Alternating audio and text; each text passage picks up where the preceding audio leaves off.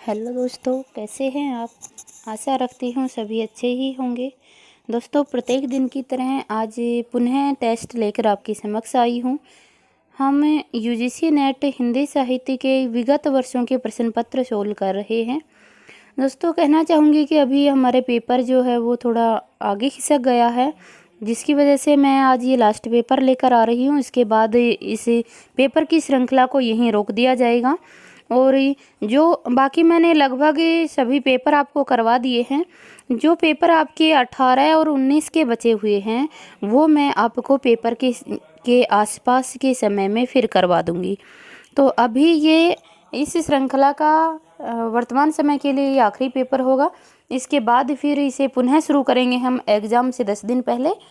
तो जो बचे हुए हैं 18 के और 19 के, 2018 और 2019 के जो पेपर बचे हुए हैं वो उस समय आपको सोल्व करवा दिए जाएंगे। तो आइए आज हम पुनः इसी पेपर को सोल्व करते हैं। लेकिन सोल्व करने से पहले आपसे कहना चाहूँगी कि आगे कौन सा टॉपिक शुरू किया जाए, ये आप लोग मुझे सजेस्ट करें। आप सुझाव दें कि कौन सा टॉपिक शुरू किया जाए, वीडियो कौन से टॉपिक पर लेकर आई जाए। तो मुझे इंतज़ार रहेगा आपके कमेंट का। इसी हिसाब से जैसी आपकी रिक्वायरमेंट होगी उसी के अनुसार वीडियो का टॉपिक जो है वो निर्धारित कर लिया जाएगा। अगर आप क्वेश्चन प्रैक्टिस करना चाहते हो तो हमारे पास अभी जो क्वेश्चन प्रैक्टिस है मुख्य रूप से आदिवासी साहित्य हमने नहीं किया है, तो हम उस पर क्वेश्चन लेकर आते रहें। हिंदी भाषा का उद्भव और विकास है, उस पर क्वेश्चन लेकर आते रहें। या फिर टॉपिक जो है वो वीडियो के लिए टॉपिक आपको डिटेल में चाहिए तो आप उसके लिए कमेंट कर सकते हैं। जिसको जिस प्रकार की रिक्वायरमेंट है सभी कमेंट करके बताइए, ताकि उसी हिसाब से वीडियो का जो प्रोसेस है वो आगे किया जाए। ज़्यादा क्यूरीज जिसके ऊपर आएंगे, ज़्यादा आप लोगों की ज़्यादा कमेंट जिस टॉपिक पर आएंगे वही टॉपिक शुरू कर दिया जाएगा। तो मैं चाहती हूँ जिस भी टॉपिक की रिक्वायरमेंट है, ये जो 20 दिन का समय है हमारे पास, 20-25 दिन का समय, इस समय में हम डिटेल्ड वीडियो लेकर आएंगे। तो सभी अपनी अपनी रिक्वायरमेंट के अनुसार एक बार टॉपिक निर्धारित करके अवश्य कमेंट कर दें। यह मेरी रिक्वेस्ट समझें ताकि मुझे आगे टॉपिक सिलेक्ट करने में थोड़ी आसानी हो जाए। और फिर कहना चाहेंगे दोस्तों, अपने दोस्तों के पास भी इस वीडियो को अवश्य शेयर कर दें कि बाकी लोग भी विचारों का फ़ायदा उठाते रहें। आइए अब क्वेश्चन करते हैं। पहला क्वेश्चन हमारा है, आप सभी जानते हो कि क्वेश्चन स्क्रीन पे आपको दिखाई दे रहा है, इसके ऑप्शन भी हैं और कमेंट करके आपको आंसर देना है। क्वेश्चन है, हिंदी साहित्य का इतिहास सर्वप्रथम किस भाषा में लिखा गया था। विकल्प है अंग्रेजी, हिंदी, फ्रेंच, जर्मन। सही विकल्प का चयन कर आंसर दीजिए।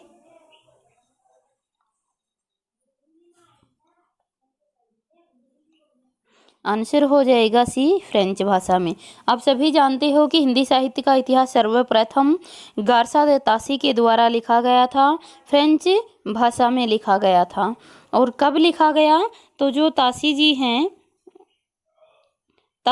इन्होंने अपना जो ग्रंथ था वो 2 भागों में लिखा था, 1839 में और 1847 में। दोनों की डेट बहुत अच्छे से लॉजिक के साथ मैंने याद करवा रखी है आपको। तो आप ये हिंदी साहित्य के इतिहास लेखन की परंपरा से संबंधित जो पहली वीडियो है उसे एक बार अवश्य देख लें। सभी आपको आसानी से क्लियर हो जाएंगे, कोई दिक्कत नहीं आएगी। अगला क्वेश्चन देखिए। अगला क्वेश्चन है, पंडित सहल सत बखाणई देहई बुद्ध बसंत न जानई। इस काव्य पंक्ति के रचनाकार कौन है। विकल्प है सरहप्पा, कणहप्पा, शबरीपा और नागार्जुन। सही विकल्प का चयन कर आंसर दीजिए।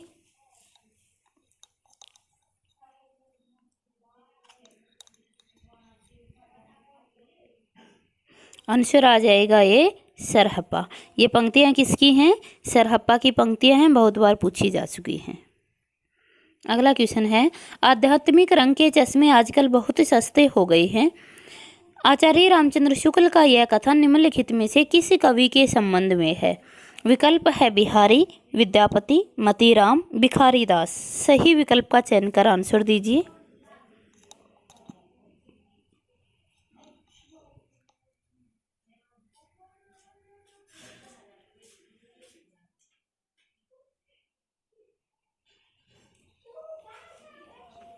आंसर हो जाएगा बी विद्यापति। आंसर विद्यापति हो जाएगा। विद्यापति की पदावली जो एक आध्यात्मिक ग्रंथ था, पदावली को लेकर ऐसा कहा गया है किसके द्वारा? आचार्य रामचंद्र शुक्ल के द्वारा। क्योंकि विद्यापति की जो पदावली थी वो एक आध्यात्मिक ग्रंथ थी जिसमें राधा कृष्ण की लीलाओं का वर्णन है, और उसके बारे में ऐसा आचार्य रामचंद्र शुक्ल ने कहा है कि जिस प्रकार से गीते गोविंद के शब्दों को चुना, उसी प्रकार से पदावली के शब्दों को भी चुना। तो ये कहना चाहते हैं, ये आचार्य रामचंद्र शुक्ल कहते हैं विद्यापति के लिए इनकी पदावली रचना को लेकर कि आध्यात्मिक रंग के चश्मे आजकल बहुत सस्ते हो गए हैं। तो ध्यान रखिए दोस्तों, ये भी पूछा जाता है किसके लिए कहा गया, तो विद्यापति के लिए। और इनकी किस रचना को आधार बनाकर कहा गया, तो पदावली को। पदावली में राधा कृष्ण की लीलाओं का वर्णन किया गया है। और एक और जानकारी बहुत बार यहाँ पूछ ली जाती है कि जो विद्यापति की राधा थी, विद्यापति की राधा स्वकीया थी या परकीया? विद्यापति की जो राधा थी वह स्वकीया थी या परकीया थी? ये आपकी नायिका के भेद होते हैं। तो जो विद्यापति की राधा थी ये कैसी थी? आपकी परकीया थी। ध्यान दें, कैसी है? परकीया है। और जो सूरदास की राधा है वो क्या है? स्वकीया है। तो इस बात का हम ध्यान रखें कि विद्यापति की राधा परकीया है जो पदावली में प्रयोग की गई है, राधा पात्र है वो परकीया है। और जो सूरदास की राधा थी वो क्या है? स्वकीया है। अगला क्वेश्चन देखिए।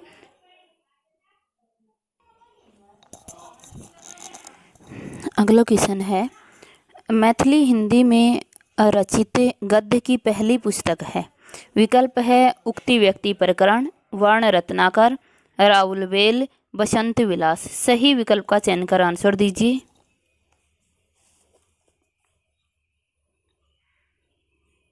आंसर हो जाएगा बी वर्ण रत्नाकर। जो वर्ण रत्नाकर है यह मैथिली भाषा में लिखित पहली रचना है। वर्ण रत्नाकर है किसकी? ज्योतिश्वर ठाकुर की। उक्ति व्यक्ति प्रकरण किसकी है? जानते ही हो किसकी है? जल्दी से कमेंट करके आप ही बताएंगे कि उक्ति व्यक्ति प्रकरण किसकी है, राउलवेल किसकी और बसंत विलास किसकी रचना है।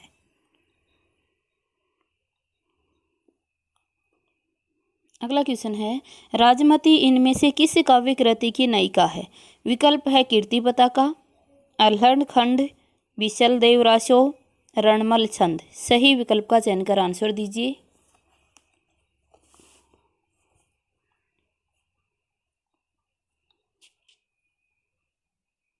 आंसर हो जाएगा सी बिसलदेव रासो। जो राजमती है ये किसकी नायिका है? बिसलदेव रासो की नायिका है। और बिसलदेव रासो ग्रंथ किसका था? नरपति नालह का। अगला क्वेश्चन देखिए, शाश्वती डायरी के लेखक हैं? विकल्प है दिनकर, बच्चन, रघुवीर सहाय, अज्ञे। सही विकल्प का चयन कर आंसर दीजिए।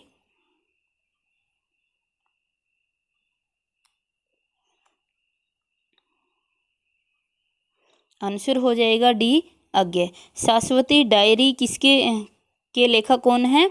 अज्ञे जी हैं। अगला क्वेश्चन देखिए, निम्नलिखित काव्य कृतियों में से किसकी रचयिता मीराबाई नहीं है? विकल्प है गीत गोविंद टीका, प्रेम तत्व निरूपण, राग गोविंद, नरसिंह जी का मायरा। सही विकल्प का चयन कर आंसर दीजिए।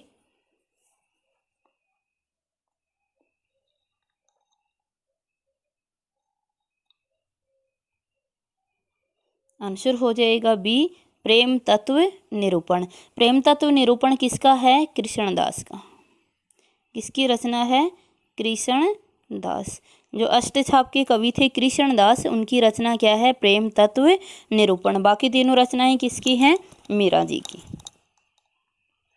अगला क्वेश्चन है, ऋतुकाल के किस कवि ने अपनी कविताओं में ऋतुओं और त्योहारों के साथ जीवन को खूबसूरती के साथ मिलाया है? विकल्प है बिहारी, घनानंद, देव, पद्माकर। सही विकल्प का चयन कर आंसर दीजिए।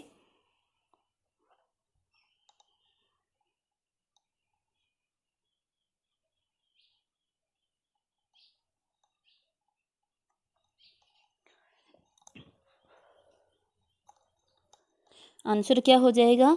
पद्माकर। पद्माकर ने अपनी कविताओं में ऋतु और त्योहारों को साथ मिलाकर जीवन की खूबसूरती को प्रदर्शित किया है। इसी प्रकार से क्वेश्चन और पूछा जाता है दोस्तों कि ऋतु वर्णन में माहिर कौन माने जाते हैं। ऋतु वर्णन में माहिर कौन माने जाते हैं? आपके सेनापति। सेनापति ने ऋतुओं का वर्णन किया है। तो अगर ये पूछा जाए कि ऋतु वर्णन में माहिर कौन माने जाते हैं तो सेनापति, और ऋतुओं को त्योहारों के साथ मिलाकर किसने प्रदर्शित किया है या फिर उनका वर्णन किसने किया है? तो पद्माकर ने। अगला क्वेश्चन है, निम्नलिखित में से कौन सी रचना देव की नहीं है? विकल्प है कवि कुल कल्पतरु, भाव विलास, भवानी विलास, अष्टयाम। सही विकल्प का चयन कर आंसर दीजिए।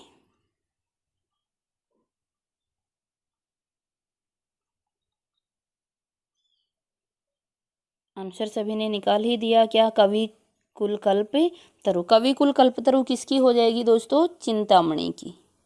ये किसकी है? चिंतामणि की है। बाकी तीनों रचनाएं किसकी हैं?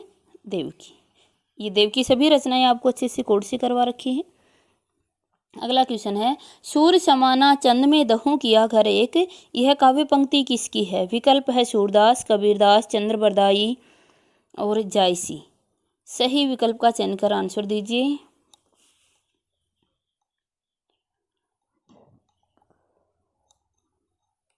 आंसर देखते ही निकल गया होगा दोस्तों। आंसर क्या हो जाएगा? बी, कबीरदास। सूर्य समाना चंद में दहूं किया घर एक, ये किसकी हैं? ये सूरदास की भी नहीं है, चंद्रबरदाई की भी नहीं है, जायसी की भी नहीं। किसकी हैं? ये कबीरदास की पंक्तियां हैं। अगला क्वेश्चन देखिए, रास पंच अध्यायी किस छंद में लिखी गई है? विकल्प है दोहा, रोला, दोहा, शोरठा, चौपाई। सही विकल्प का चयन कर आंसर दीजिए।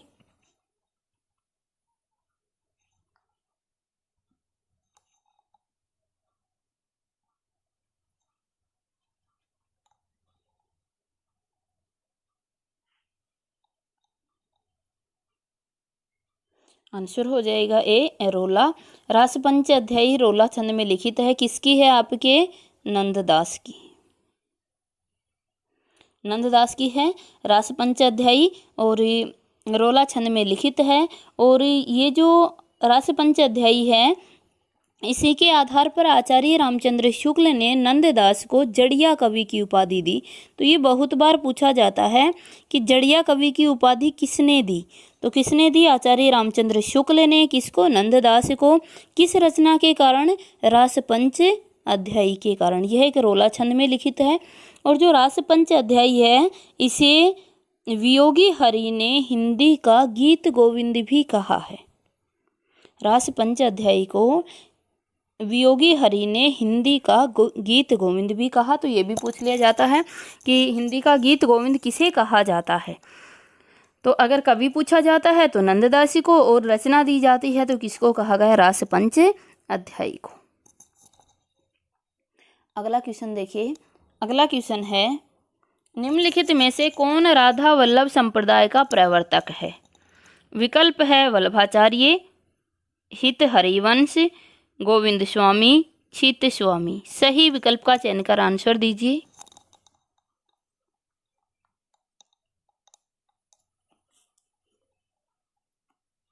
सभी जानते ही हैं क्या हो जाएगा? राधा वल्लभ संप्रदाय बहुत बार रिपीट हो चुका है। क्वेश्चन क्या हो जाएगा? हित हरिवंश। अगला क्वेश्चन देखिए। अगला क्वेश्चन है, प्रकृति के नाना रूपों के साथ केशव के हृदय का सामंजस्य कुछ भी न था, यह किसके द्वारा कहा गया? विकल्प है विश्वनाथ प्रसाद मिश्र, लाला भगवान दीन, आचार्य रामचंद्र शुक्ल और महावीर प्रसाद द्विवेदी। सही विकल्प का चयन कर आंसर दीजिए।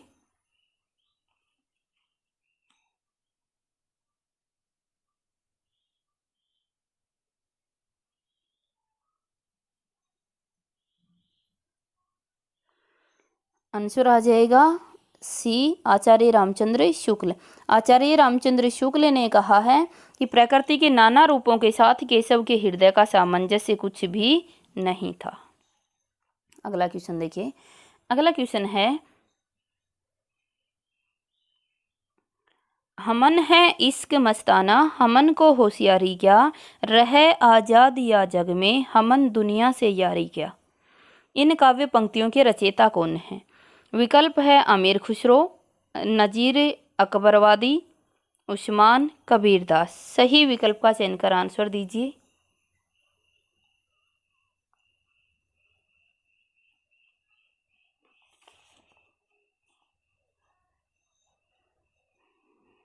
आंसर क्या आ जाएगा? कबीर दास। ये कबीर दास की पंक्तियां हैं। अंतिम लाइन से अच्छे से समझ गए होंगे, रह आज़ाद या जग में, हमन दुनिया से यारी क्या। तो ये पंक्तियां स्पष्ट कर रही हैं किसकी होंगी? ये कबीर दास की। अगला क्वेश्चन है, हिंदू मग पर पावन राख्यो का बहुतो जो हिंदी भाख्यो, ये काव्य पंक्तियां किस बोली में हैं? विकल्प है ब्रज, भोजपुरी, अवधी, बुंदेली। और साथ साथ ये भी बताना है कि ये काव्य पंक्तियां किसकी हैं, किसके द्वारा रचित हैं, ये भी आपको कमेंट करके आंसर देना है। और इसका आंसर भी देना और किसकी हैं ये भी लिखना। सही विकल्प का चयन कर आंसर दीजिए।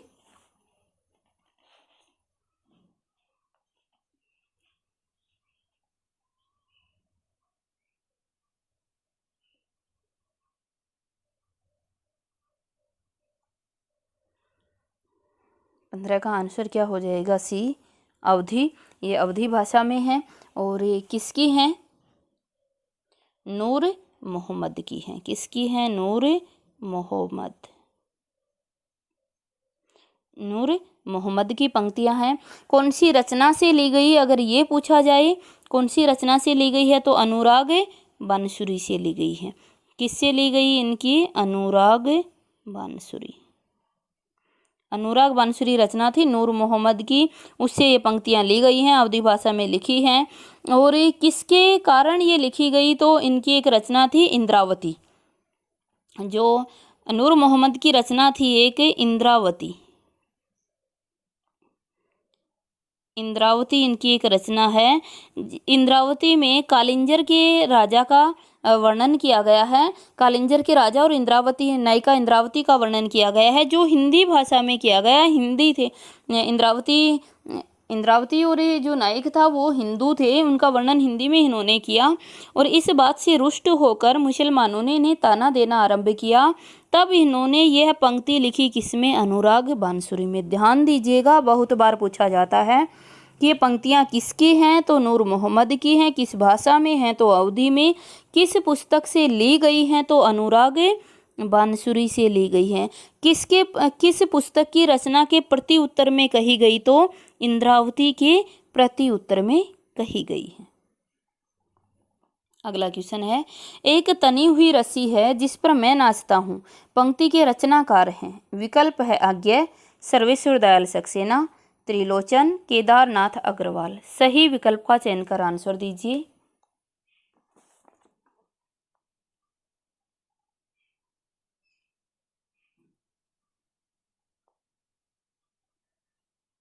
आंसर आ जाएगा ए, अज्ञे। आप सभी जानते हो ये किसकी हैं? अज्ञे की रचना है। अज्ञे की एक रचना थी नाच। नाच कविता थी एक, और नाच कविता से ये ली गई है। अगला क्वेश्चन है, युग धारा के रचयिता हैं। विकल्प है सुमित्रा नंदन पंत, महादेवी वर्मा, नागार्जुन, केदारनाथ अग्रवाल। सही विकल्प का चयन कर आंसर दीजिए।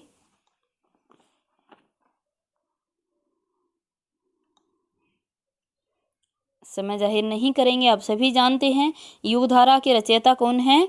नागार्जुन। नागे व्यक्ति कभी भी युग की धारा में नहीं बहते हैं, है ना। चाहे 5 बजे से 3 बजे का समय हो, चाहे सुबह 5 बजे से शाम को 3 बजे तक आप देखते रहो, नागे व्यक्ति कभी भी युग की धारा में नहीं बहते हैं। तो इसकी डेट क्या हो जाएगी? 1953 की है। युग धारा कितनी धाराएं बहती हैं? 5 3। ऐसे याद रख लो, युग में कितनी धाराएं? 5 3। और नागे व्यक्ति कभी भी युग की धारा में नहीं बहते हैं। तो किसकी हो जाएगी ये? नागार्जुन की। अगली कविता है, शब्द जादू है मगर क्या यह समर्पण कुछ नहीं है। ये पंक्तियां किस रचनाकार की हैं? विकल्प है गजानन माधव मुक्तिबोध, सच्चिदानंद, हीरानंद, वात्स्यायन अज्ञे, शमशेर बहादुर सिंह, रघुवीर सिंह। सही विकल्प का चयन कर आंसर दीजिए।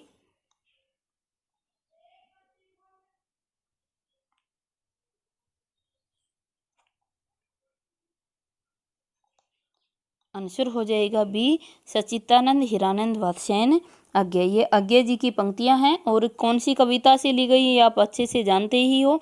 किससे ली गई है? कलगी बाजरे की। किससे ली गई है ये?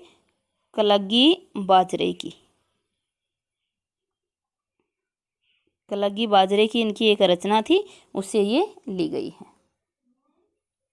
अगला क्वेश्चन है, बीती विभावरी जागरी, अंबर पनघट में डुबो रही, तारा घट उषा नागरी। उक्त पंक्तियां जयशंकर प्रसाद के किस काव्य संग्रह में संकलित हैं? विकल्प है प्रेम पथिक, झरना, कानन कुसुम, लहर। सही विकल्प का चयन कर आंसर दीजिए।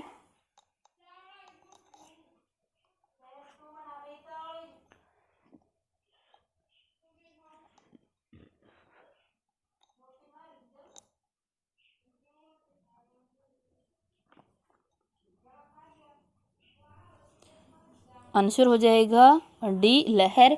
आप सभी जानते हो ये किस काव्य कृति से ली गई है? लहर से ली गई है। बीती विभावरी जागरी, ये बहुत बार पूछा जाता है।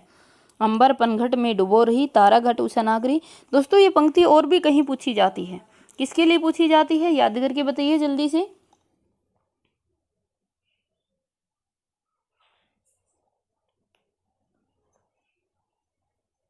इसमें अलंकार पूछा जाता है। बीती विभावरी जागरी, अंबर पनघट में डुबो रही, तारा घट उषा नागरी। इसमें अलंकार पूछा जाता है बहुत बार, और जल्दी से कमेंट करके बताइए कि इसमें कौन सा अलंकार है।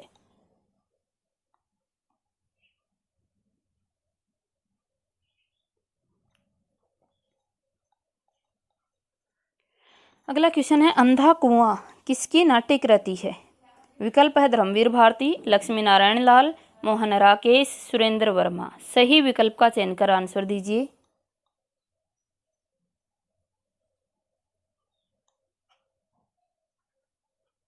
आप सभी जानते हैं आंसर क्या हो जाएगा?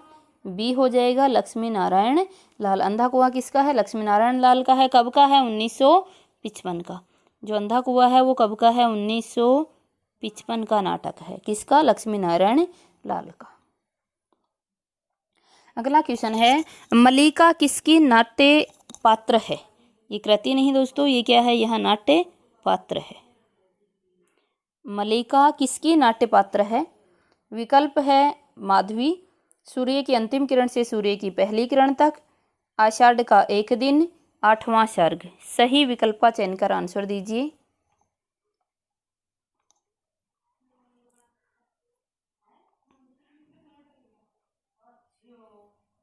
आंसर हो जाएगा हमारा सी, आषाढ़ का एक दिन। आप सभी जानते हो मल्लिका जो है वो कालिदास के जीवन पर आधारित नाटक है। आषाढ़ का एक दिन, उसकी जो नायिका है वो कौन है आपकी? उसकी जो पात्र है वो कौन है? मल्लिका है।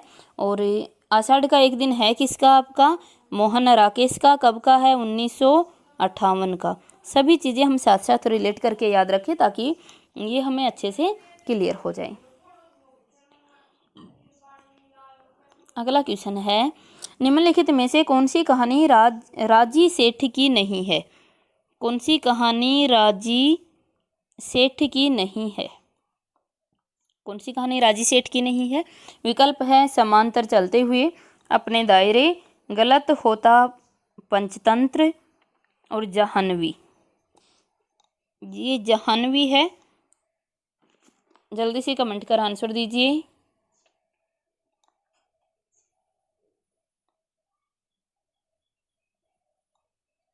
आंसर हो जाएगा हमारा डी। आप सभी जानते हो राजी सेठ की, जाह्नवी नहीं। किसकी है?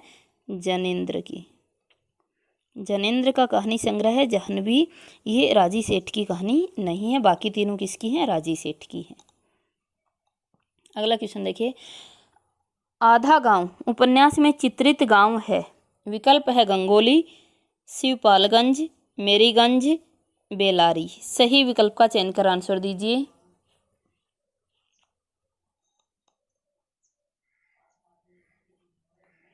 आंसर सभी जानते हैं। आंसर क्या हो जाएगा? ए, गंगोली। आधे गांव में गंगोली का वर्णन दिया गया है और ये है किसका आधा गांव उपन्यास? राही मासूम रजा का है। राही मासूम रजा।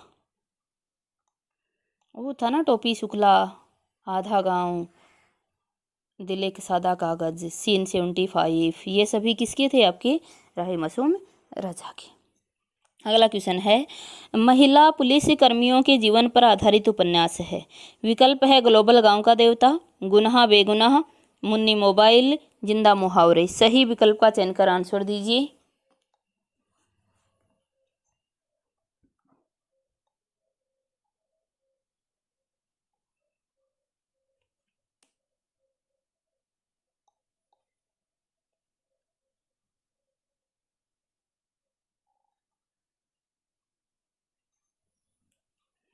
आंसर हो जाएगा गुनाह बेगुनाह। गुनाह बेगुनाह किसका था? आपका पुष्पा जी का, मैत्रेयी पुष्पा का उपन्यास था। मैत्रेयी पुष्पा का गुनाह बेगुनाह, जो किस पर है? महिला पुलिस कर्मियों के जीवन पर आधारित है। ग्लोबल गांव का देवता है, ग्लोबल गांव का देवता ये किसका है? आपका रणेंद्र का है और आदिवासी जीवन पर आधारित है। किसका है? रणेंद्र, रणेंद्र का है, आदिवासी जीवन पर आधारित है। मुन्नी मोबाइल किसका है? प्रदीप सौरभ का है। किसका? सामाजिक विसंगति पर आधारित है। जिंदा मुहावरे किसका है? नासिरा शर्मा का है और इसके अंदर ये देश विभाजन पर आधारित है। किस पर? देश विभाजन पर आधारित है। पुनः देख लीजिए, महिला पुलिसकर्मियों के जीवन पर आधारित गुनाह बेगुनाह है, जो मैत्रेयी पुष्पा का है। ग्लोबल गांव का देवता है, ये रणेंद्र का है और ये किस पर? आदिवासी जीवन पर आधारित है। मुन्नी मोबाइल है, ये प्रदीप सौरभ का है, जो सामाजिक विसंगति पर आधारित है। और जिंदा मुहावरे किसका है? आपका नासिरा शर्मा का है, जो देश के विभाजन की त्रासदी पर आधारित है। अगला क्वेश्चन देखिए। अगला क्वेश्चन है, छप्पर के लेखक हैं। क्वेश्चन नंबर 25 है, छप्पर के लेखक हैं। विकल्प है ओम प्रकाश वाल्मीकि, मोहनदास नैमिषराय, सूरजपाल चौहान, जयप्रकाश करदम। सही विकल्प का चयन कर आंसर दीजिए।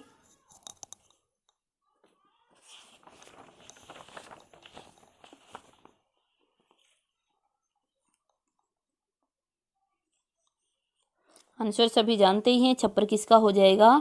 जयप्रकाश करदम का। छप्पर किस प्रकार की विधा है? तो क्या है ये? आपका उपन्यास है।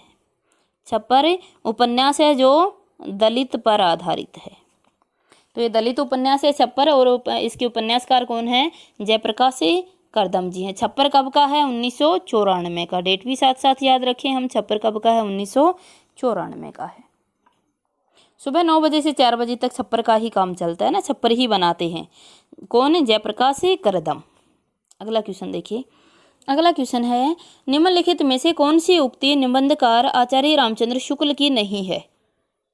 विकल्प है हृदय प्रसार का स्मारक स्तंभ काव्य है, काव्य एक अखंड तत्व या शक्ति है जिसकी गति अमर है, श्रद्धा और प्रेम के योग का नाम भक्ति है, धर्म की रसात्मक अनुभूति का नाम भक्ति है। सही विकल्प का चयन कर आंसर दीजिए।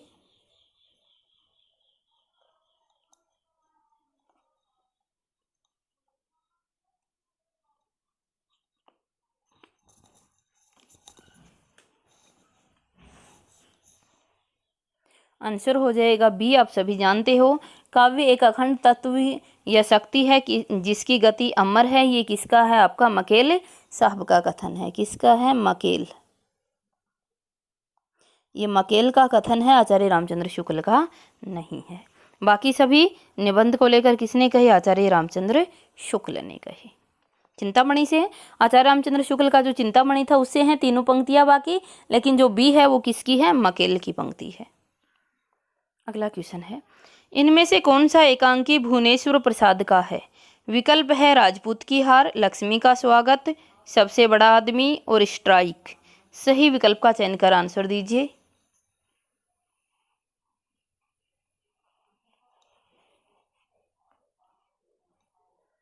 आंसर हो जाएगा स्ट्राइक। स्ट्राइक किसकी एकांकी है? आपके भुवनेश्वर प्रसाद की एकांकी है। बाकी अगर देखें, राजपूत की हार किसकी हो जाएगी? सुदर्शन की हो जाएगी। राजपूत की हार सुदर्शन। सबसे बड़ा आदमी भगवती चरण वर्मा की। लक्ष्मी का स्वागत कौन करते हैं? इसके करने वाले तो उपेंद्र नाथ अस्क की हो जाएगी। पुनः देख लीजिएगा, राजपूत की हार जो है ये किसकी है? सुदर्शन की है। सबसे बड़ा आदमी भगवती चरण वर्मा की है। और लक्ष्मी का स्वागत किसकी है? अस्क की है। और स्ट्राइक किसकी हो जाएगी? भुवनेश्वर प्रसाद की। अगला क्वेश्चन है, भारतेंदु बाबू हरिश्चंद्र का जीवन चरित्र ग्रंथ के रचनाकार हैं। विकल्प है राधा कृष्ण दास, श्याम सुंदर दास, श्रीधर पाठक, महावीर प्रसाद द्विवेदी। सही विकल्प का चयन कर आंसर दीजिए।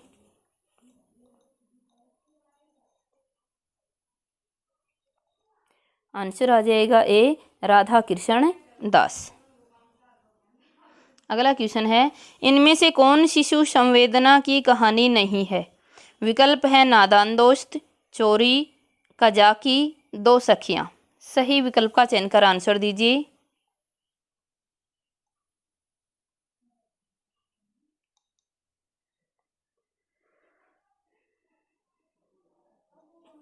आप सभी जानते हैं आंसर क्या आ जाएगा?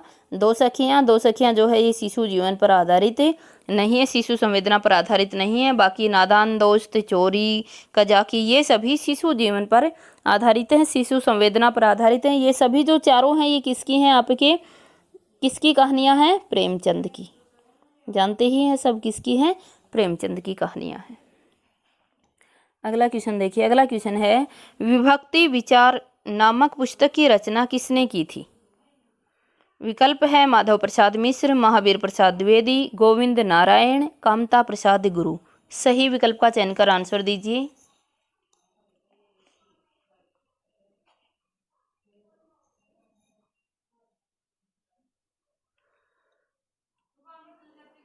आंसर आ जाएगा सी, गोविंद नारायण की है। क्या है? विभक्ति विचार गोविंद नारायण का एक व्याकरण इतिहास ग्रंथ है। व्याकरण इतिहास ग्रंथ है किसका? गोविंद नारायण का। क्या? विभक्ति विचार। ध्यान रखिए, कई बार पूछ लेता है ये भी कि विभक्ति विचार किस प्रकार की विधा है, तो ये व्याकरण इतिहास ग्रंथ है। अगला क्वेश्चन है, काव्य सृजन एक प्रकार के ईश्वरीय उन्माद परिणाम है, यह कथन किसका है? विकल्प है ग्रोबियल गार्सिया मार्क्वेज, जुआन रूफो, फ्रेंज रोहो और जॉर्ज माइको। सही विकल्प का चयन कर आंसर दीजिए।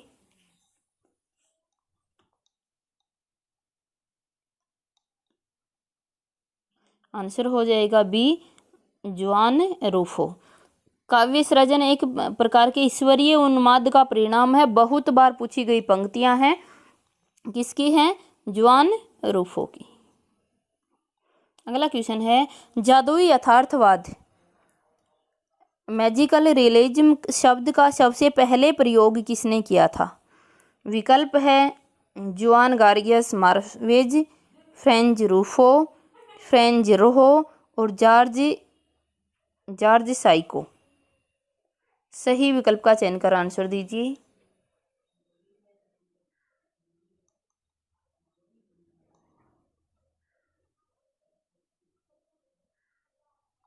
आप सभी जानते ही हैं किसका हो जाएगा? फ्रेंच रोहो का। हमने अच्छे से कोड से याद किया था। जादुई यथार्थवाद से कौन कौन संबंधित हैं? फ्रेंच रोहो और माइकल फूको। तो सॉरी, कौन कौन संबंधित थे? जल्दी से बताइए, ध्यान नहीं आ रहा है। कौन? बुएलो है ना, फ्रेंच रोहो और बुएलो ये जादुई यथार्थवाद से संबंधित हैं। तो बुएलो तो इसके प्रतिपादक माने जाते हैं। और इस शब्द का सर्वप्रथम प्रयोग किसने किया था? फ्रेंच रोहो ने किया था। अगला क्वेश्चन है, इनमें से कौन मार्क्सवादी विचारक नहीं है? विकल्प है जोसेफ एडिसन, लुकाच, रोल्फ वॉक्स, कोडवेल। सही विकल्प का चयन कर आंसर दीजिए।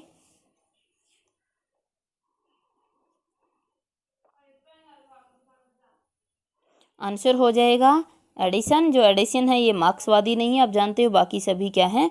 मार्क्सवादी आलोचक हैं। अगला क्वेश्चन है, इनमें से कौन सा कथन सत्य है? विकल्प है प्लेटो की दृष्टि यथार्थवादी थी, अरस्तु की आदर्श परख। प्लेटो और अरस्तु दोनों ही की दृष्टि आदर्श परख थी। प्लेटो की दृष्टि आदर्श पर्क थी, अरस्तु की यथार्थ पर्क। प्लेटो और अरस्तु दोनों ही की ही दृष्टि यथार्थ पर्क थी। सही विकल्प का चयन कर आंसर दीजिए।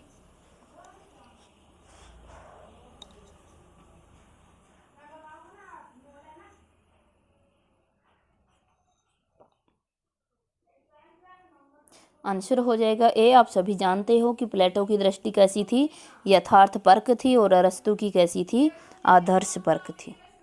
फिर भी अगर क्लियर नहीं हो रहा तो कहना चाहूँगी कि पाश्चात्य काव्य शास्त्र की जो प्लेलिस्ट है उसमें जाइए। चैनल की प्लेलिस्ट में पाश्चात्य काव्य शास्त्र की प्लेलिस्ट है, आप उसमें जाइए और वहाँ जाकर प्लेटो और अरस्तु दोनों का जो सिद्धांत है उसको अच्छे से बारीकी से समझाया हुआ है, एक बार अवश्य देख लें। अगला क्वेश्चन है, विरोधों का सामंजस्य कर्म क्षेत्र का सौंदर्य है, किसकी धारणा है? विकल्प है महावीर प्रसाद द्विवेदी, आचार्य रामचंद्र शुक्ल, नगेंद्र रामविलास शर्मा। सही विकल्प का चयन कर आंसर दीजिए।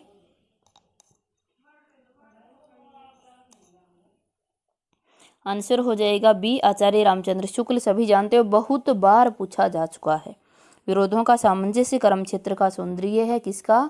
आचार्य रामचंद्र शुक्ल की अवधारणा है। अगला क्वेश्चन, निम्नलिखित में से शौकिया नायिका का भेद कौन सा नहीं है? शौकिया नायिका का भेद कौन सा नहीं है? विकल्प है मध्या, मुग्धा, प्रौढ़ा, वास्कसज्जा। सही विकल्प का चयन कर आंसर दीजिए।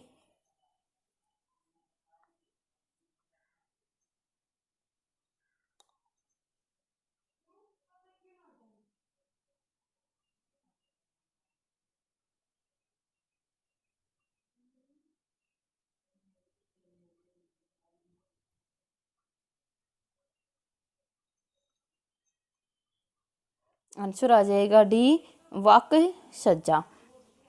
वास्कसज्जा जो है वो आपकी शौकिया का नहीं है। बाकी शौकिया नायिका 3 प्रकार की मानी जाती हैं और भरत मुनि के अनुसार वास्कसज्जा दी गई है। बाकी नायिका 3 प्रकार की मानी जाती हैं, एक उत्तमा होती है, एक मध्यमा होती है और एक अधमा होती है। जो मध्या होती है इसके भी 3 पार्ट माने गए हैं, एक मध्या है, एक मुग्धा है और एक प्रौढ़ा होती है जिसे प्रगल्मा भी कहा जाता है। प्रौढ़ा के भी आगे चल के 4 प्रकार हो जाते हैं, एक धीरा होती है, एक अधीरा होती है, एक धीरा धीरा होती है, एक धीरा धीर होती है। तो इस प्रकार से प्रौढ़ा के भी आगे चल के 4 पार्ट बन जाते हैं, 4 प्रकार की बताई गई है। जो वास्कसज्जा है ये इन सब से अलग है, ये शौकिया का नहीं है। शौकिया 3 प्रकार की होती है, एक उत्तमा होती है, एक मध्यमा होती है और एक अधमा होती है। और ये जो आपकी मध्यमा होती है उसके भी 3 भाग होते हैं, एक मध्या, एक मुग्धा और एक प्रौढ़ा।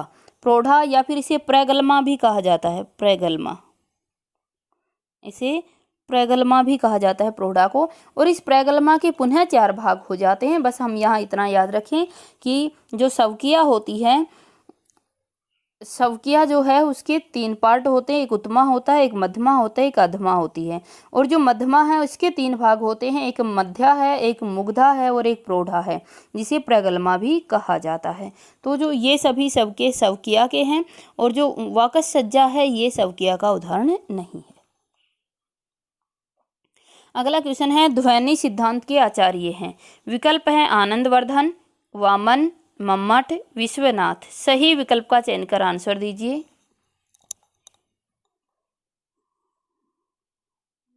आप सभी जानते हैं ध्वनि संप्रदाय किसका है? आपके आनंदवर्धन का है। ये अच्छे से आपको सरल भाषा में याद करवाया हुआ है। अगला क्वेश्चन है, संवेदनशीलता का असाहचर्य यह अवधारणा किसकी है? विकल्प है I A. Richards, George Lukacs, T S. Eliot, F.R. Leavis. सही विकल्प का चयन कर आंसर दीजिए।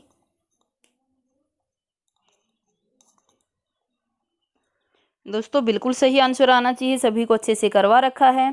आंसर क्या आ जाएगा हमारा? टी.एस. इलियट। हमने इलियट को इडियट बनाकर याद किया था, ये इडियट लोग हैं इसलिए इनमें क्या नहीं होती, संवेदनशीलता नहीं पाई जाती है। और फिर भी कहना चाहेंगे कि अगर ये तो याद करने का तरीका है दोस्तों, अगर ज़्यादा डिटेल आप जानना चाहते हो तो काव्य शास्त्र की जो वीडियो है उसमें प्लेलिस्ट है, उसके अंदर टी.एस. इलियट को बहुत अच्छे से बारीकी से आपके समक्ष रखा गया है। आप उस वीडियो पर अवश्य विजिट करें। अगला क्वेश्चन है, महादेवी वर्मा की किस कृति में जीव जंतु और पशु पक्षियों से संबंधित संस्मरण हैं?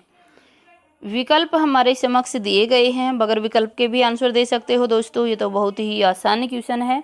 विकल्प दिए गए हैं, अतीत के चलचित्र, पथ के साथी, स्मृति रेखाएं, मेरा परिवार। सही विकल्प का चयन कर फटाफट आंसर दीजिए।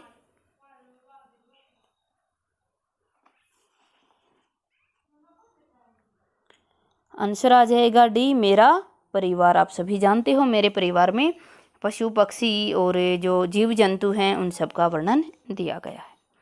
अगला क्वेश्चन है, भारतीय काव्य शास्त्र में रसगत दोषों की संख्या कितनी है? विकल्प है 5, 10, 2.5 और 20। सही विकल्प का चयन कर आंसर दीजिए। दोस्तों बिल्कुल यहाँ से समय बचा सकते थे, समय जाहिर करना ही नहीं है। आप सभी जानते हैं आंसर क्या हो जाएगा, 10 हो जाएगा। काव्य दोषी भारतीय काव्य शास्त्र है, उसमें काव्य दोषों की संख्या कितनी मानी गई है? 10 गुण और 10 दोष। अगला क्वेश्चन है, जन्म काल के अनुसार निम्नलिखित कवियों का सही क्रम है? विकल्प है गुरु नानक, कबीरदास, दादू दयाल, मलुकदास। सही विकल्प का चयन कर आंसर दीजिए।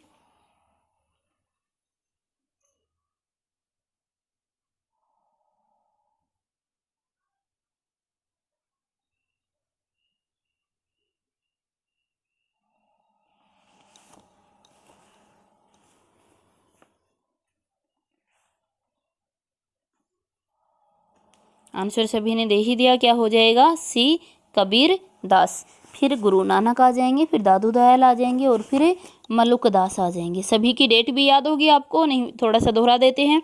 कबीरदास का जन्म कब का माना जाता है? 1398 का। गुरु नानक का कब का माना जाता है? 1459 का। दादू दयाल कब के थे आपके? 1544 के माने जाते हैं। और जो मलुकदास है इसका जन्म कब हुआ था? 1574 ईस्वी में हुआ था।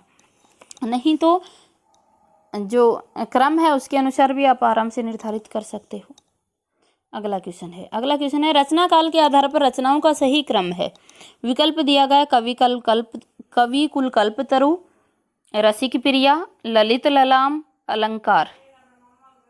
सही विकल्प का अलंकार माला है, लास्ट है अलंकार माला। सही विकल्प का चयन कर आंसर दीजिए।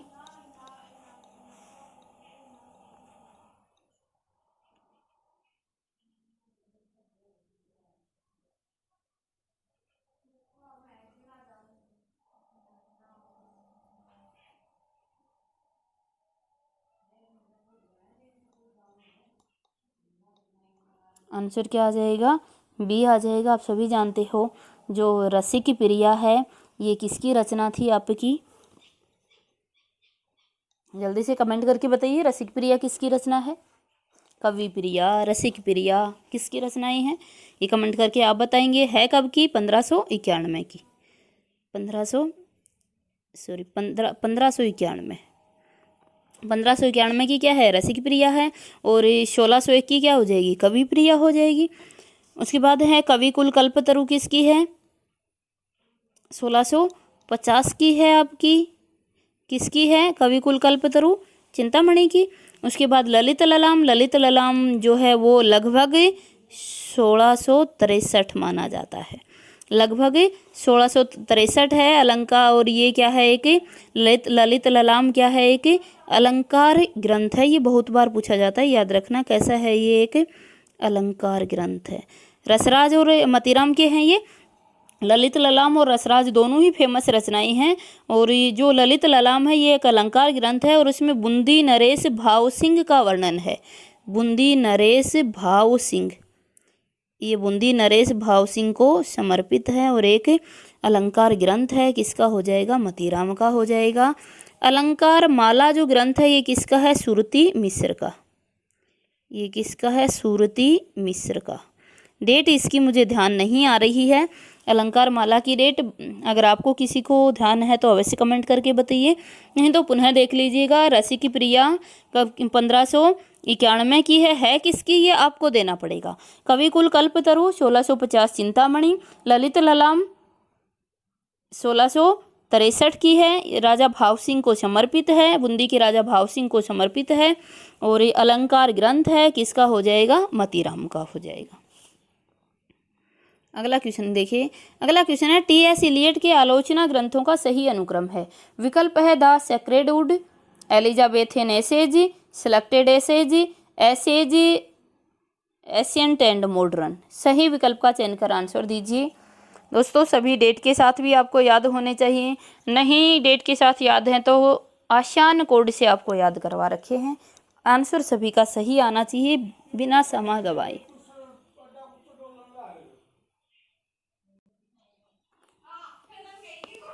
आंसर आ जाएगा हमारा ए।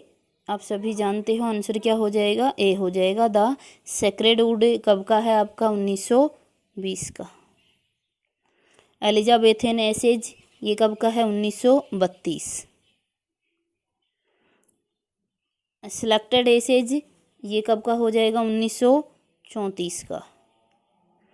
एसेज एशियंट एंड मॉडर्न ये कब का है, 1936 का। सही आंसर हो जाएगा ए। अगला क्वेश्चन देखिए।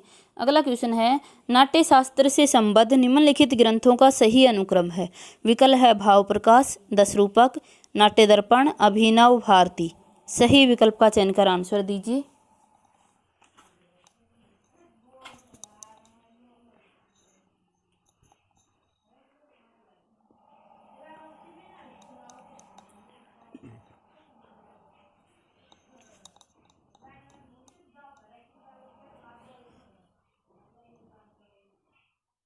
आंसर हो जाएगा डी, अभिनव भारती। किसका है, अभिनव गुप्त का है। कौन सी सदी का, 10वीं सदी का। दस रूपक किसका, धनंजय का। धनंजय का भी कब का है, 10वीं सदी का है। नाट्य दर्पण किसका है, रामचंद्र गुणचंद्र का। नाट्य दर्पण रामचंद्र गुणचंद्र का है, कब का है, 12वीं सदी का। ये रामचंद्र गुणचंद्र जो है ये हेमचंद्र के ही दो शिष्य थे और हेमचंद्र की सदी मानी जाती है 12वीं, उस आधार पे हम इनकी भी 12वीं लेते हैं। और जो भाव प्रकाश है ये किसका है, शारदा तनय का, 13वीं सदी का। पुनः देखिएगा अभिनव भारती है, यह एक भरत मुनि के नाट्य शास्त्र की टीका है। किसकी है, अभिनव गुप्त की है। 10 रूपक ये धनंजय का ग्रंथ है, ये भी 10वीं का हो जाएगा। नाट्य दर्पण है ये रामचंद्र गुणचंद्र की है और ये दोनों आपके हेमंत के शिष्य, दो शिष्य थे। और भाव प्रकाश किसकी है, शारदा तनय की। अगला क्वेश्चन है निम्नलिखित ग्रंथों का सही कालानुक्रम है। विकल्प है कवि कह गया है, जनांतिक, मुक्तिबोध, ज्ञान और संवेदना, प्रेमचंद और उनका युग। सही विकल्प का चयन कर आंसर दीजिए।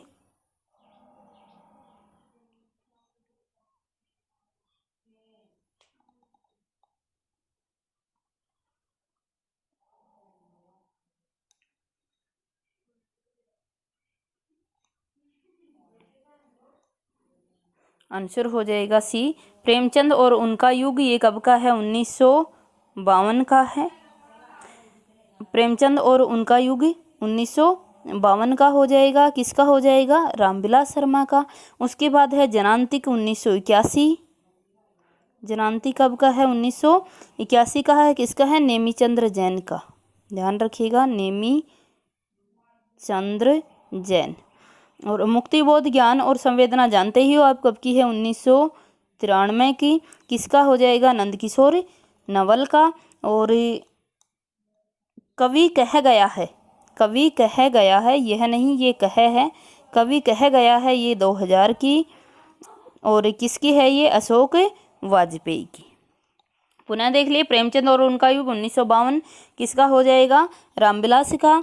और जनांतिक जो है 1981 की, नेमीचंद्र जैन की। मुक्तिबोध, ज्ञान और संवेदना ये किसकी है, 1993 की, नंद किशोर नवल की हो जाएगी। और कवि कह गया ये अशोक वाजपेयी की, 2000 की। अगला क्वेश्चन है अगला क्वेश्चन है, हिंदी काव्य शास्त्र की निम्नलिखित कृतियों का सही कालक्रम है। विकल्प है श्रृंगार निर्णय, रसराज, रसिकानंद, रस कलश। सही विकल्प का चयन कर आंसर दीजिए।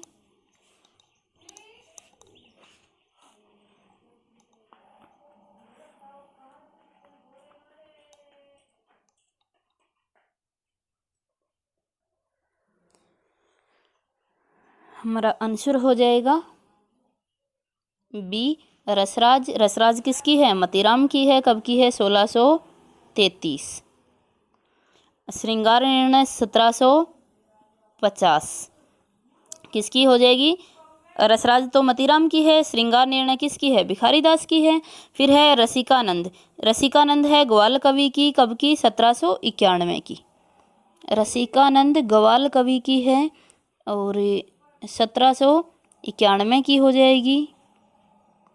और ये रस कलश किसकी है? आपके हरियोध की है, 1931 की। पुनः देख लीजिएगा, रसराज मतीराम की 1633 की, श्रृंगार निर्णय 1750 भिखारी दास की है, रसिकानंद किसकी है? रसिकानंद किसकी है? ग्वाल कवि की है, 1791 की। और रस कलश किसकी है? हरियोध की है, 1931। आंसर हो जाएगा बी। अगला क्वेश्चन देखिए, निम्नलिखित कहानी संग्रहों का प्रकाशन वर्ष के अनुसार सही अनुक्रम है। विकल्प है पुष्पलता, छाया, चित्रशाला भाग 1 और चिंगारियां। सही विकल्प का चयन कर आपको आंसर देना है।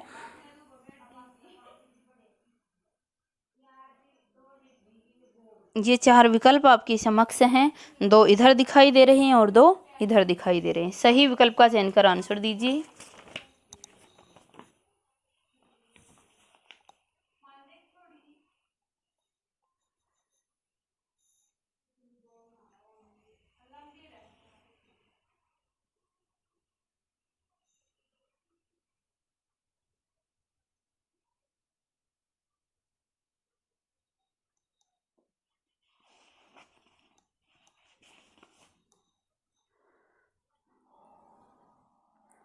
हमारा आंसर सही हो जाएगा क्या? डी हो जाएगा। छाया का किसकी है? जयशंकर प्रसाद की, 1912 की। पुष्पलता किसकी है? सुदर्शन की है। दोस्तों इनकी डेट मुझे ध्यान नहीं है। पुष्पलता सुदर्शन की है। चित्रशाला 1924। चित्रशाला कब की है? 1924 की है। भाग 1 1924 की है चित्रशाला। ये आपको अच्छे से लिखवाया हुई है। किसकी है? विशंबरनाथ शर्मा कौशिक की। और विशंबरनाथ शर्मा की एक फेमस कहानी भी है, कौन सी? ताई, है ना, बहुत बार पूछी जाती है तो उसको भी याद रखिए। हम चित्रशाला भाग 1 भाग 2 दोनों लिखवाई हुई है। भाग 1 कब की? 1924 की। और चिंगारियां किसकी है? पांडे बेचन शर्मा उग्र की। और कब की है ये? 1925 की। उग्र जी की है, 1925 की। तो दोस्तों पुष्पलता की मुझे ध्यान नहीं है डेट, ये है तो सुदर्शन की, लेकिन इसके प्रकाशन वर्ष मुझे ध्यान नहीं है। आप लोगों में से किसी को हो तो अवश्य कमेंट करके बताएं। अगला क्वेश्चन है, निम्नलिखित नाटकों का प्रकाशन वर्ष के अनुसार सही अनुक्रम है। विकल्प है कबीरा खड़ा बाजार में, कर्फ्यू, डॉक्टर, कोर्ट मार्शल। सही विकल्प का चयन कर आंसर दीजिए। दोस्तों जो सेकंड है इसमें डॉक्टर के जस्ट बाद, जो सेकंड विकल्प है इसमें डॉक्टर के बाद यहाँ क्या आ जाएगा आपका? डॉक्टर के बाद आ जाएगा आपका कर्फ्यू। डॉक्टर के बाद कर्फ्यू आ जाएगा। अब सही विकल्प का चयन कर आंसर दीजिए।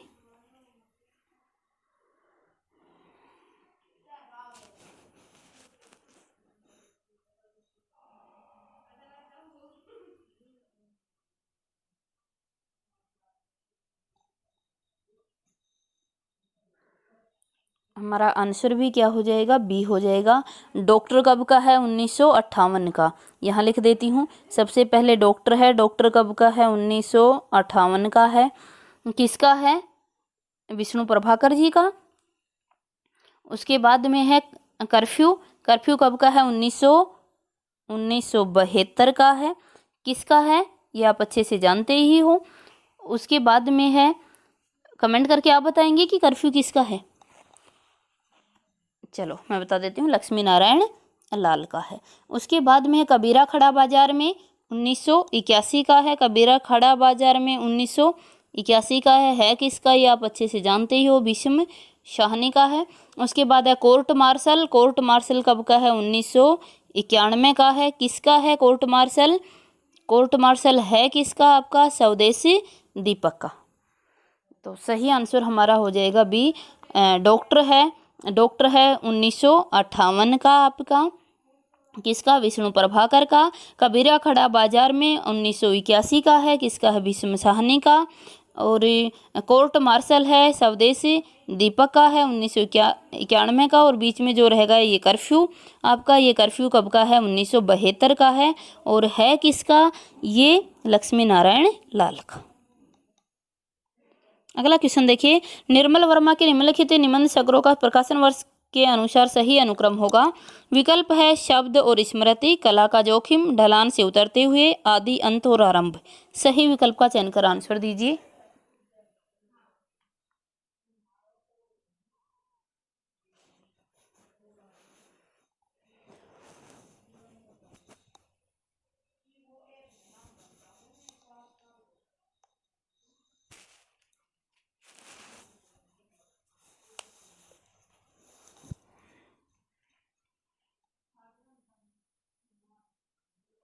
आंसर हमारा हो जाएगा ए, आप सभी जानते ही हो।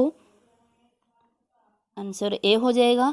शब्द और स्मृति कब का है आपका, 1976 का। लिखवाए हुए हैं आपको, अच्छे से याद भी करवाए हुए हैं। शब्द और स्मृति 1976। कला का जोखिम 81, 1981 का है। ढलान से उतरते हुए 1985 का है आपका। आदि, अंत और आरंभ कब का है, 2000 का। आंसर हो जाएगा डी। अगला क्वेश्चन देखिए, अगला क्वेश्चन है प्रसाद की काव्य कृतियों का सही अनुक्रम है। विकल्प है लहर, आंसू, उर्वशी, झरना। सही विकल्प का चयन कर आंसर दीजिए।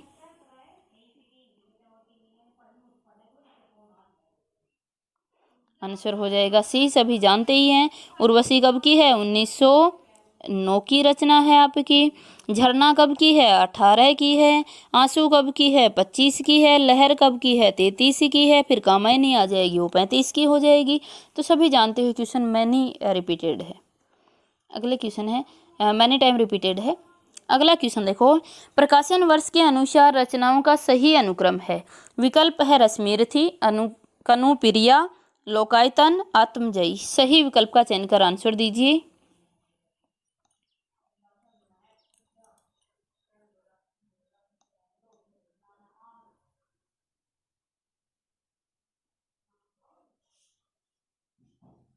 सभी जानते हैं, आसान क्वेश्चन। आंसर क्या हो जाएगा, ए, रश्मिरथी कब की है, 1951 की रचना है। रश्मिरथी 1951 किसकी हो जाएगी, रश्मिरथी, दिनकर जी की। कनुप्रिया कब की है, 1900, कनुप्रिया हो जाएगी 1959 की, 59 की। किसकी हो जाएगी, धर्मवीर भारती की।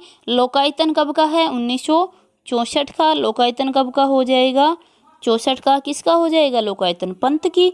आत्मजयी कुंवर नारायण की हो जाएगी, कब की हो जाएगी, 65 की। पुनः देख लीजिएगा, रश्मिरथी किसकी है, दिनकर जी की, 1951 की। कनुप्रिया कब की है, 1959 की, ये 59 है, 1959 की है, धर्मवीर भारती की। लोकायतन किसका है, पंत का, 1964 का। और आत्मजयी किसकी है आपकी, कुंवर नारायण की, 1965 की।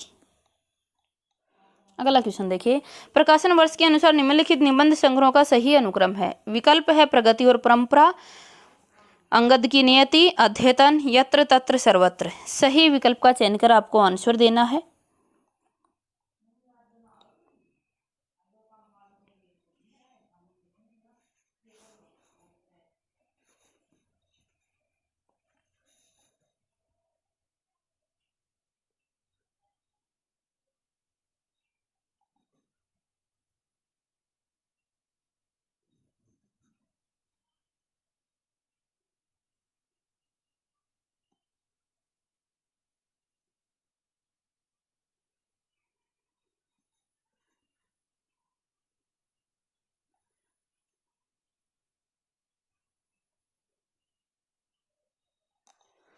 आप सभी जानते ही हैं जो आंसर क्या हो जाएगा, वो आंसर हो जाएगा हमारा डी। प्रगति और परंपरा कब का हो जाएगा, ये 1949 का है। किसका, रामविलास जी का। अध्ययन आप जानते ही हो, अध्ययन 1977 का है, 1977 का है। किसका है अध्ययन आपका, आज्ञा जी का। और उसके बाद अंगद की नियति जो है ये किसका है, विद्यानिवास मिश्र का, 84 का। अंगद की नियति कब का है, 1984। किसका हो जाएगा, विद्यानिवास मिश्र का। यत्र तत्र सर्वत्र सभी जानते ही हो, कब का हो जाएगा, 2000 का हो जाएगा आपका। किसका है, शरद जोशी का। अगला क्वेश्चन है, निम्नलिखित उपन्यासों का सही कालक्रम है। विकल्प है नदी के दीप, देशद्रोही, शहर में घूमता आईना, तमस। सही विकल्प का चयन कर आंसर दीजिए।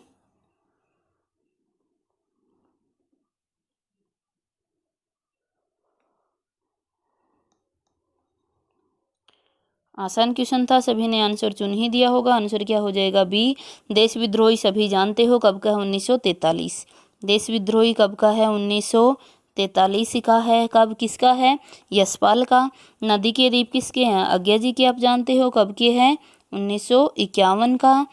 शहर में घूमता हुआ आईना 1963 का है। किसका हो जाएगा, उपेंद्र नाथ अयस्क का। तमस किसका है, भीष्म साहनी का। कब का है तमस, 73 का हो जाएगा। पुनः देख लीजिएगा, देशद्रोही 1943 किसका, यशपाल का।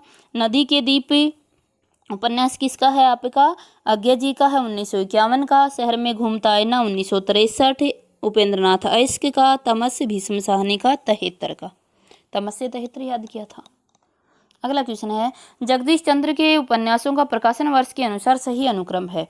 विकल्प है धरती धन्य अपना, यादों का पहाड़, मुट्ठी भर कांकर, नरक कुंड में वास। सही विकल्प का चयन कर आंसर दीजिए।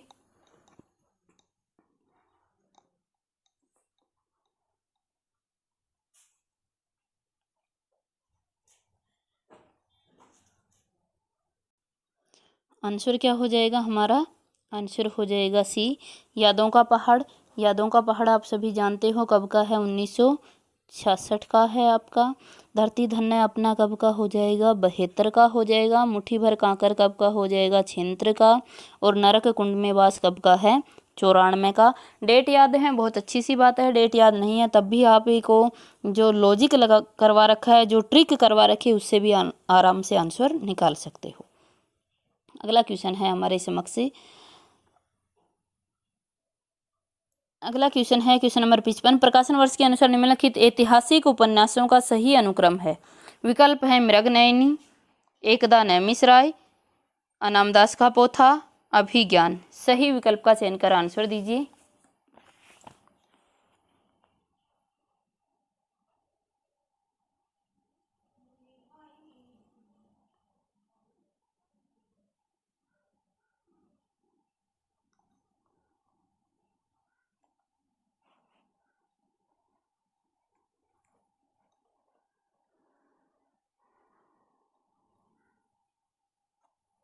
आंसर हो जाएगा हमारा कौन सा, आंसर हो जाएगा ये, आप सभी जानते हो, जो मृगनयनी है, मृग यानी मृगनयनी है, ये 1950 की है।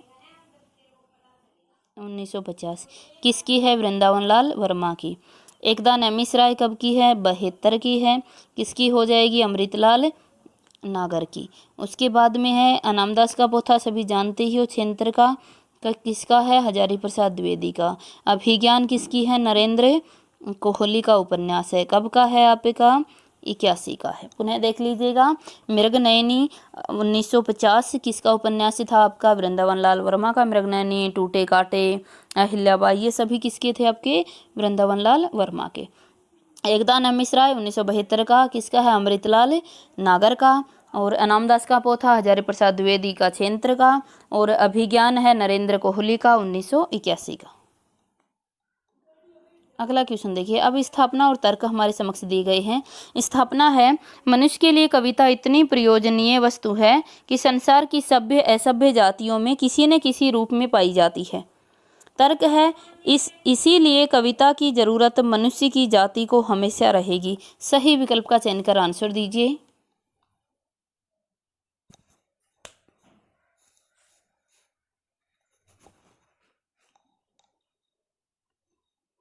हमारा आंसर हो जाएगा ए सही और आर सही, दोनों ही सही हैं।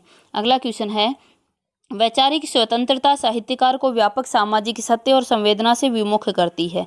तर्क है क्योंकि विचारबद्धता उसकी संवेदनात्मक अभिव्यक्ति को स्वीकृति, सामाजिक विस्तार देती है। सही विकल्प का चयन कर आंसर दीजिए।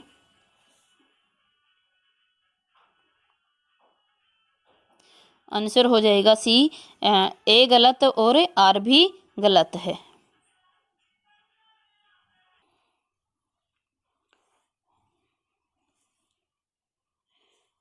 27 का आंसर बताइए।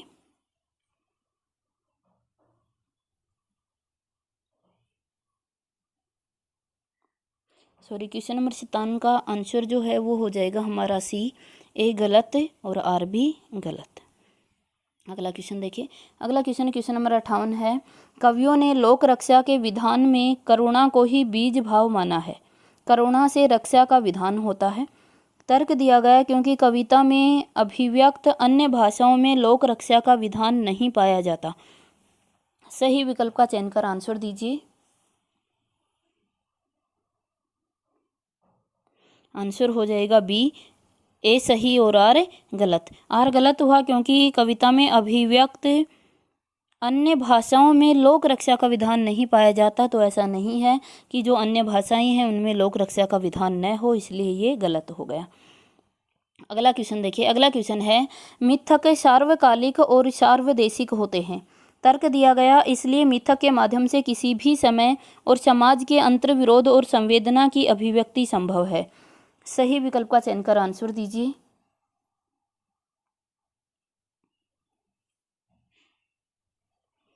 आंसर हो जाएगा डी, ए गलत आर सही। ए हमारा गलत हुआ क्यों? क्योंकि कहा गया मिथक सार्वकालिक और सार्वदेशिक होते हैं, तो ये गलत कथन है। सार्वकालिक और सार्वदेशिक नहीं हुआ करते हैं। अगला क्वेश्चन देखिए। अगला क्वेश्चन है, स्थापना है नाद और सौंदर्य में कविता की आयु नहीं बढ़ती। नाद और सौंदर्य से कविता की आयु नहीं बढ़ती। तर्क दिया गया क्योंकि नाद और सौंदर्य का योग कविता का स्वर्ण स्वरूप, पूर्ण स्वरूप खड़ा करने के लिए कुछ न कुछ आवश्यक होता है। सही विकल्प का चयन कर आंसर दीजिए।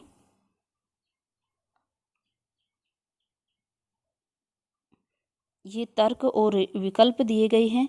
सही विकल्प का चयन कर आपको आंसर देना है। तर्क पुनः देख लीजिए।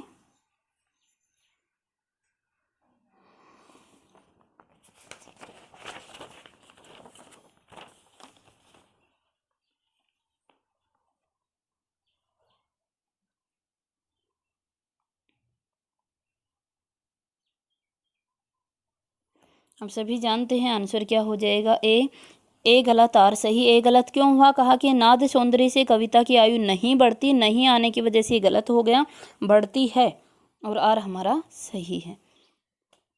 अगला क्वेश्चन देखिए। अगला क्वेश्चन है क्वेश्चन नंबर 61 देखिए। स्थापना है मरणांसन महाकाव्य के गर्भ से उपन्यास का जन्म हुआ है। मरणांसन महाकाव्य के गर्भ से उपन्यास का जन्म हुआ है। तर्क है क्योंकि उपन्यास का उदय पश्चिम में मध्य वर्ग के उदय के साथ हुआ। सही विकल्प का चयन कर आंसर दीजिए।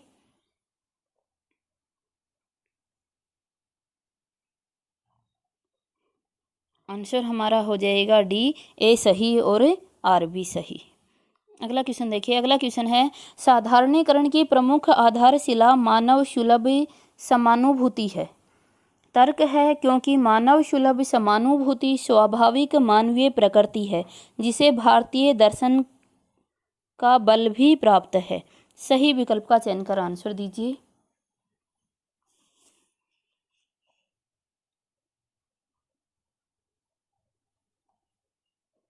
आंसर हो जाएगा बी, ए सही आर सही। अगला क्वेश्चन है। अगला क्वेश्चन है, स्थापना है प्रसाद के नाटकों में रस और द्वंद्व का अत्यंत समन्वय हुआ है। तर्क है कारण कि यह केवल उन पर पश्चिमी नाट्य चिंतन के प्रभाव से ही संभव हुआ। सही विकल्प का चयन कर आंसर दीजिए।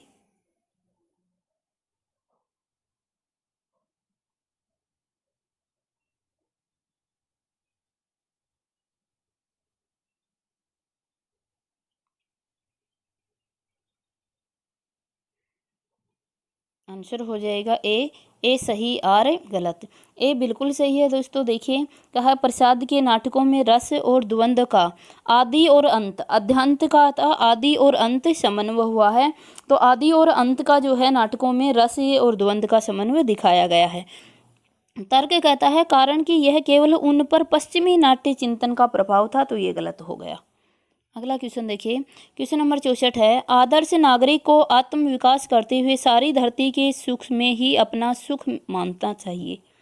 तर्क है क्योंकि प्रत्येक नागरिक के व्यवहार की उसकी अच्छाई बुराई की मूल कसौटी समाज कल्याण की भावना है। सही विकल्प का चयन कर आंसर दीजिए।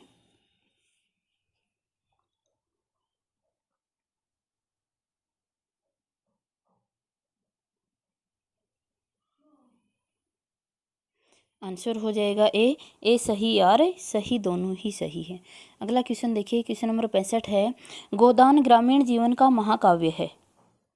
गोदान ग्रामीण जीवन का महाकाव्य है।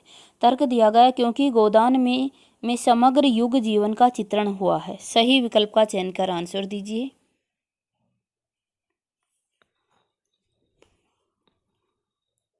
आंसर आ जाएगा डी ए सही और गलत। गोदान में समग्र युग जीवन का चित्रण नहीं किया गया है, यह कथन आपका गलत हो गया।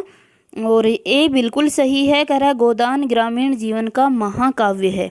कैसा महाकाव्य है? ग्रामीण जीवन का महाकाव्य है। दोस्तों देखिए गोदान जीवन का महाकाव्य है।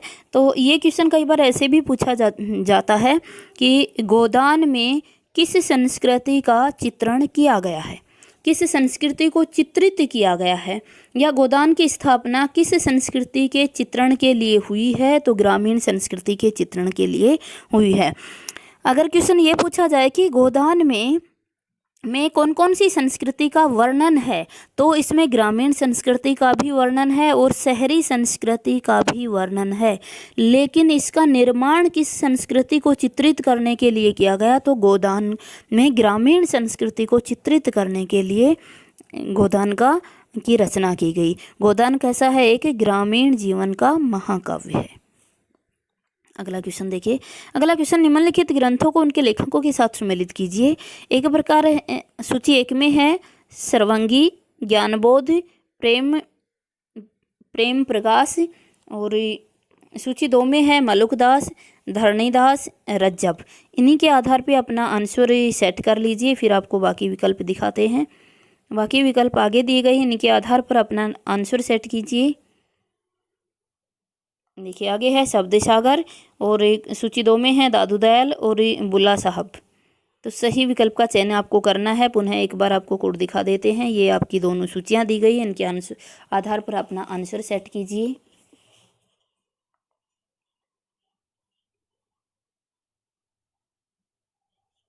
आप जानते हो सबंगी किसकी हो जाएगी?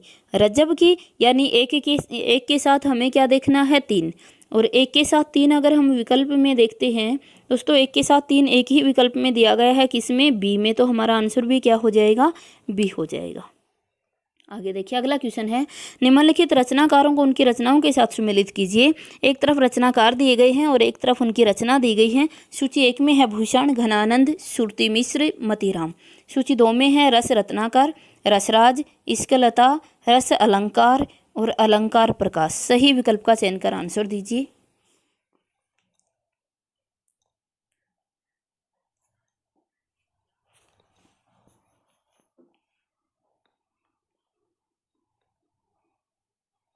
आंसर हो जाएगा ए। देखिए भूषण की रचना कौन सी हो जाएगी? रस अलंकार हो जाएगी। घनानंद की रचना कौन सी हो जाएगी? इश्कलता हो जाएगी। श्रुति मिश्र की रचना कौन सी हो जाएगी? रस रत्नाकर हो जाएगी। और मतीराम की रचना कौन सी हो जाएगी? रस राज हो जाएगी। अगला क्वेश्चन देखिए, अगला क्वेश्चन है रीतिकाल की निम्नलिखित खड़ी बोली गद्य रचनाओं को उनके लेखकों के साथ सम्मिलित करना है।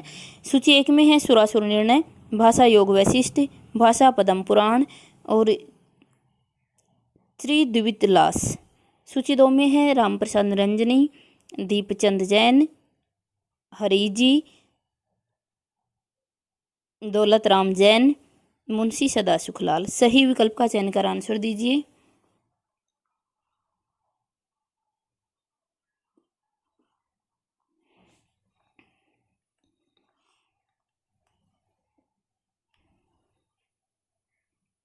आंसर हो जाएगा सी। दोस्तों मैं इनको यहाँ एक्सप्लेन नहीं कर रही हूँ, आप सभी अपना आंसर मैच कर लीजिए क्योंकि वीडियो बहुत बड़ी हो जाएगी। अगला क्वेश्चन है, निम्नलिखित रचनाओं को उनके रचनाकारों के साथ सम्मिलित कीजिए। सूची 1 में है निशा निमंत्रण, प्रभात फेरी, नींद के बादल, जीवन के गान। सूची 2 में है नरेंद्र शर्मा, हरिवंश राय बच्चन, माखनलाल चतुर्वेदी, शिव मंगल सिंह सुमन, केदारनाथ अग्रवाल। सही विकल्प का चयन कर आंसर दीजिए।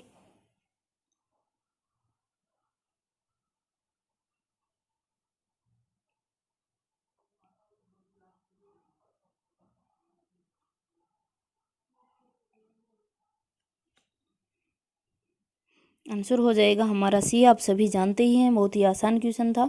अगला क्वेश्चन देखिए। अगला क्वेश्चन है, निम्नलिखित नाटकों को उनके नाटककारों के साथ सम्मिलित कीजिए।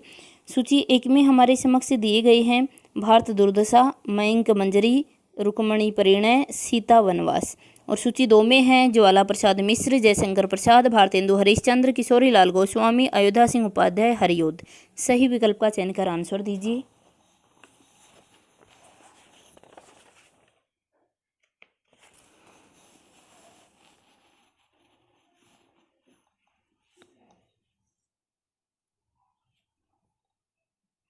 आंसर हो जाएगा हमारा बी।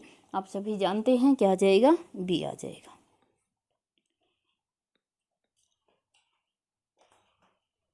अगला क्वेश्चन देखिए। क्वेश्चन नंबर 71 है, निम्नलिखित कहानियों को उनके रचनाकारों के साथ सम्मिलित कीजिए। सूची 1 में है गुलबहार, 11 वर्ष का समय, पंडित और पंडिताइन, कुंभ में छोटी बहू। सूची 2 में है मास्टर भगवान दीन, गिरिजा दत्त वाजपेयी, रामचंद्र शुक्ल, किशोरी लाल गोस्वामी, बंग महिला। सही विकल्प का चयन कर आंसर दीजिए।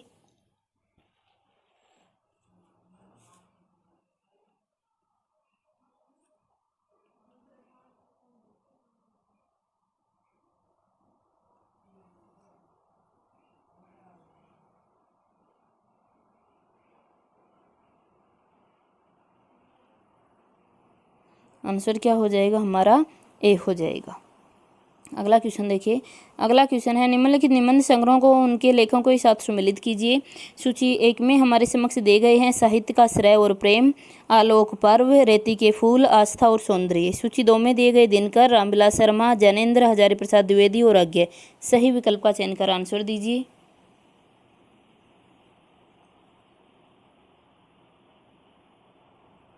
आंसर हो जाएगा हमारा बी। अगला क्वेश्चन देखिए। अगला क्वेश्चन है, क्वेश्चन नंबर 73 दिया गया है, निम्नलिखित ग्रंथों को उनके लेखकों के साथ सम्मिलित कीजिए। सूची 1 में है lyrical ballads, biographia literaria, aesthetic, the foundation of aesthetic. सूची 2 में है Croce, Coleridge, Wordsworth, Eliot, Richards. सही विकल्प का चयन कर आपको आंसर देना है। इधर कोड दिए गए हैं, आंसर दीजिए।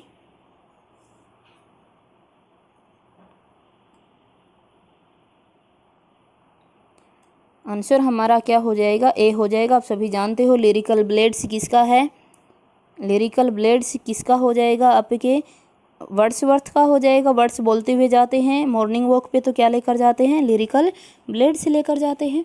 तो बायोग्राफिया लिटरेरिया जानते ही हो किसका है, किसकी बायोग्राफी बन जाती है, कोलरिज की बन जाती है, कॉलेज में जाने वालों की। एस्थेटिक क्रोचते हैं, क्रोचे का हो जाएगा। फाउंडेशन कौन मंगवा लेते हैं, रिचर्ड्स मंगवा लेते हैं।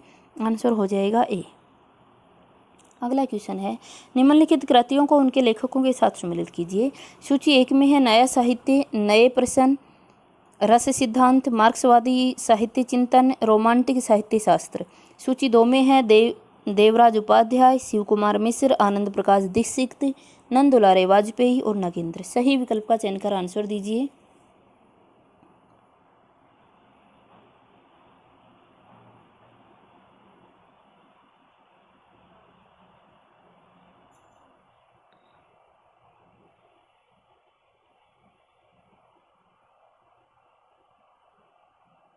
आंसर हो जाएगा बी। आप सभी जानते ही हो कि देखिए, नया साहित्य नए प्रश्न किसका हो जाएगा? नंदुलाल वाजपेयी का। रस सिद्धांत किसका हो जाएगा? नगेंद्र का। मार्क्सवादी साहित्य चिंतन शिव कुमार सिंह का, शिव कुमार मिश्र का। रोमांटिक साहित्य शास्त्र किसका हो जाएगा? देवराज उपाध्याय का। अगला क्वेश्चन देखिए, अगला क्वेश्चन है निम्नलिखित काव्य शास्त्रीय ग्रंथों का उनके आचार्यों के साथ सुमेलित कीजिए। सूची 1 में है उज्ज्वल नीलमणि, कुवलयानंद, साहित्य दर्पण, रस गंगाधर। सूची 2 में अप्पय दीक्षित, विश्वनाथ, रूप गोस्वामी, जयदेव, पंडित राज जगन्नाथ। सही विकल्प का चयन कर आंसर दीजिए।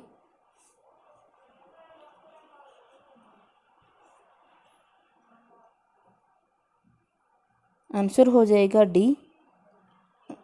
आप जानते हैं उज्ज्वल नीलमणि किसका है? आपके रूप गोस्वामी का। कुवलयानंद किसका हो जाएगा? अप्पय दीक्षित का। साहित्य दर्पण किसका हो जाएगा? साहित्य दर्पण किसका है? पंडितनाथ जगन्नाथ का। तो उसके हिसाब से आ जाएगा। रस गंगाधर किसका हो जाएगा? आपके रस गंगाधर किसका है? जयदेव का हो जाएगा। चलिए, ये थे हमारे 75 क्वेश्चन दोस्तों, और आशा रखती हूँ कि इनसे आपको फ़ायदा हुआ होगा। और पुनः दोहराना चाहूँगी दोस्तों, वीडियो को लाइक नहीं किया है तो लाइक कर दीजिएगा, चैनल को सब्सक्राइब भी कर लीजिए और अपने दोस्तों से भी करवा दीजिए, ताकि आगे हम इसी तरह से बढ़ते रहें। और दोस्तों कहना चाहूँगी, पुनः याद दिलाना चाहूँगी कि ये जो टेस्ट है ये इस सीरीज़ का आज का अंतिम टेस्ट है। बाकी जो 2018 और 19 के टेस्ट बचे हुए हैं ये आपके पेपर के नज़दीक करवा दिए जाएंगे। अभी आपको कौन से टॉपिक की डिटेल पढ़नी है, जिस पर वीडियो आए, ये आप कमेंट करके अवश्य बता दें।